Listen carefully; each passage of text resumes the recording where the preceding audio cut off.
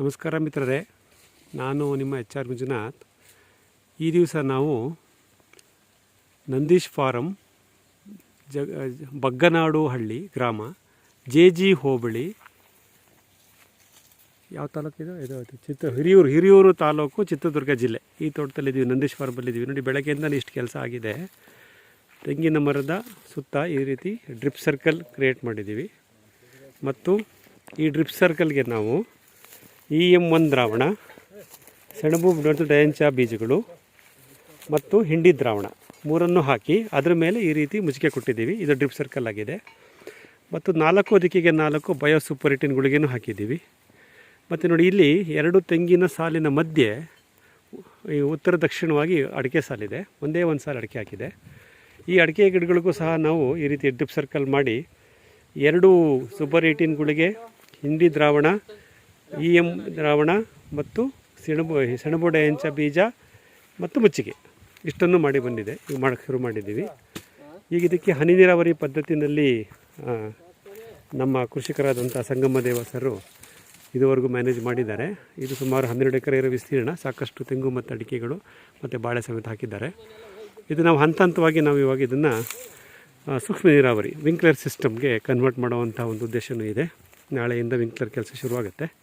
So ಇವತ್ತೇನು ಮಾಡಿದ್ವಿ, ಈ ಪ್ರತಿ ಗಿಡದ ಬುಡದಲ್ಲಿ ಈ ಒಂದು ಡ್ರಿಪ್ ಸರ್ಕಲ್ ಅಂತ ಏನು ಹೇಳ್ತೀವಲ್ಲ, ಇದನ್ನು ಮಾಡಿ ಇಲ್ಲಿ ಗೊಬ್ಬರ, ಹಸಿರೆಲೆ ಗೊಬ್ಬರದ ಬೀಜ, ಹಿಂಡಿ ದ್ರಾವಣ, ಸೂಪರ್ 18 ಗುಳಿಗೆ ಮತ್ತು ಒಣಮುಚ್ಚಿಗೆ ಇಷ್ಟನ್ನು ಮಾಡುವಂಥ ಒಂದು ಕಾರ್ಯ ಇವತ್ತು ಶುರುವಾಗಿದೆ. ಗಮನಿಸ್ಬೋದು. ತೆಂಗಿನ ಗಿಡ ಅವ್ರ ಪ್ರಕಾರ ಆರೋಗ್ಯವಾಗಿದೆ, ಆದರೆ ಹರಳು ನಿಲ್ತಾ ಇಲ್ಲ ಅನ್ನೋ ಒಂದು ಫೀಡ್ಬ್ಯಾಕ್ ಇದೆ. ನೋಡೋಣ, ಇಷ್ಟು ಕೆಲಸಗಳನ್ನು ನಾವು ಮಾಡ್ತಾ ಬಂದಾಗ ಒಂದು ತೇವಾಂಶ ಕಾಪಾಡೆಲ್ಲ ಮಾಡೋದ್ರಿಂದ ಮುಂದೆ ಇವರು ತೋಟ ಇಂಪ್ರೂವ್ ಆಗುತ್ತೆ ಅನ್ನೋ ಒಂದು ಭಾವನೆ.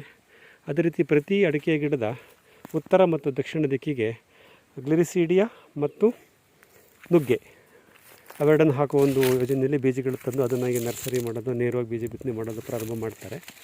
ಮತ್ತು ಅಡಿಕೆ ಗಿಡದ ಪಕ್ಕದಲ್ಲಿ ಹೀಗೆ ಉತ್ತರ ದಕ್ಷಿಣವಾಗಿ ಒಂದು ಸಾಲ ಪೂರ್ತಿ ತೊಗರಿ ಹಾಕೋಣ ಒಂದು ಯೋಜನೆ ಇದೆ. ಸೊ ಪೂರ್ವ ಅಥವಾ ಪಶ್ಚಿಮದಲ್ಲಿ ತೊಗರಿ, ಉತ್ತರ ಮತ್ತು ದಕ್ಷಿಣದಲ್ಲಿ ಗ್ಲಿರಿಸೀಡಿಯಾ ಮತ್ತು ನುಗ್ಗೆ, ತನ್ನ ಸುತ್ತಲೂ ಹಸಿರು ಬಳೆಯಾಗಿ ಸೆಣಬು ಮತ್ತು ಡಯಂಚ ಇಷ್ಟು ಬೀಜಗಳನ್ನು ನಾವು ಈ ಅಡಿಕೆ ಮತ್ತು ತೆಂಗಿನ ಅಭಿವೃದ್ಧಿಗೋಸ್ಕರನೇ ಹಾಕೋಣ ಅಂತ ಅಂದ್ಕೊಂಡಿದೆ.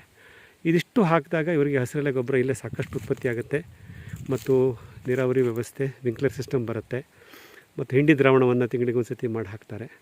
ಇಷ್ಟೆಲ್ಲ ಮಾಡೋದ್ರಿಂದ ಈ ತೋಟದಲ್ಲಿ ಗಮನಾರ್ಹ ಬದಲಾವಣೆಗಳು ಆಗಬೇಕು ಅನ್ನೋ ಉದ್ದೇಶದಿಂದ ಪ್ರಯತ್ನಗಳು ಇವತ್ತಿಂದ ಶುರುವಾಗಿದೆ. ಈ ಬಗ್ಗನಾಡು ಗ್ರಾಮದ ನಂದೀಶ್ ಫಾರಮ್ನ ಪ್ರೋಗ್ರೆಸ್ನ ನಾನು ಮುಂದಿನ ವಿಡಿಯೋಗಳಲ್ಲಿ ಅಪ್ಲೋಡ್ ಮಾಡ್ತಾ ಇರ್ತೀನಿ. ನಮ್ಮ ಈ ಜಮೀನಿನ ಕೃಷಿಕರಾದಂತಹ ಸಂಗಮ ದೇವಸರ್ ಅವರದ್ದು ಒಂದು ಸಣ್ಣದೊಂದು ಪರಿಚಯ ಮಾಡ್ಕೊಳ್ಳೋಣ. ಅವರು ಇವಾಗ ತೋಟದ ಮನೆಯಲ್ಲಿದ್ದಾರೆ. ಆಗ ಇನ್ನೊಂದು ವಿಡಿಯೋದಲ್ಲಿ ಅವರೊಂದು ಪರಿಚಯ ಮಾಡಿ ನಿಮಗೆ ಅಪ್ಲೋಡ್ ಮಾಡ್ತೀನಿ.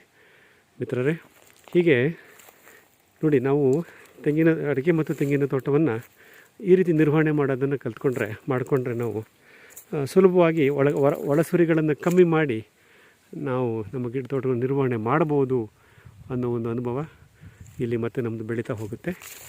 ನನ್ನ ಜೊತೆ ಜೋಡಿಸ್ಕೊಂಡಿರಿ. ಇದು ಮುಂದಿನ ಪ್ರೋಗ್ರೆಸ್ಸನ್ನು ಅಪ್ಲೋಡ್ ಮಾಡ್ತಾ ಇರ್ತೀನಿ. ಧನ್ಯವಾದಗಳು. ನಿಮ್ಮ HR ಮಂಜುನಾಥ್.